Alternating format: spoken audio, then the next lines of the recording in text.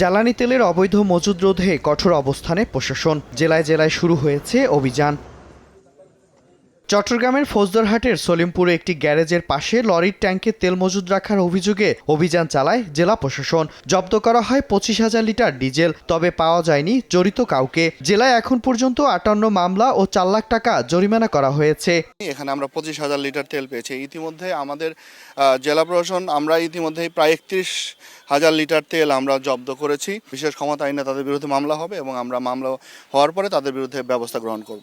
এর আগে মজুদ থাকার পরও তেল বিক্রি না করা ও পরিমাণে কম দেওয়ার অভিযোগে চট্টগ্রামের বন্দর এলাকায় আনোয়ারা জাকারিয়া পেট্রোল পাম্পে অভিযান চালায় ভ্রাম্যমাণ আদালত। অনিয়মের সত্যতা পাওয়ায় 1 লাখ টাকা জরিমানা করা হয়। ভিতরে পরিমাপ করে দেখলাম যে তাদের আসলে বিক্রয়যোগ্য মজুদ রয়েছে, তারপরেও তারা বিক্রি করছে না। আমরা 40,000 টাকা অর্থদণ্ড আরোপ করেছি।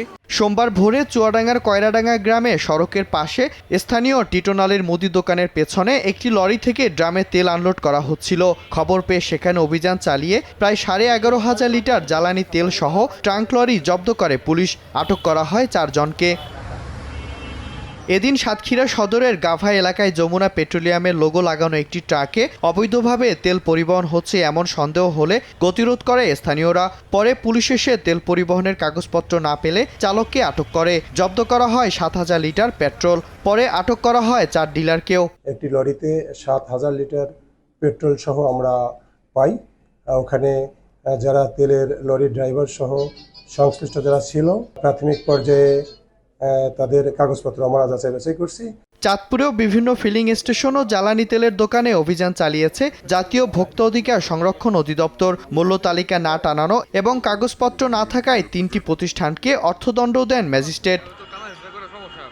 এদিকে বিকেলে রাজধানীর কুড়িল প্রগতি সরণির কাজী মোটরস নামে একটি মোটরস পার্টসের দোকানে অভিযান চালিয়ে অবৈধভাবে মজুত করা 350 লিটার জ্বালানি তেল জব্দ করেছে আইনশৃঙ্খলা বাহিনী। এ সময় আটক করা হয় 1 জনকে।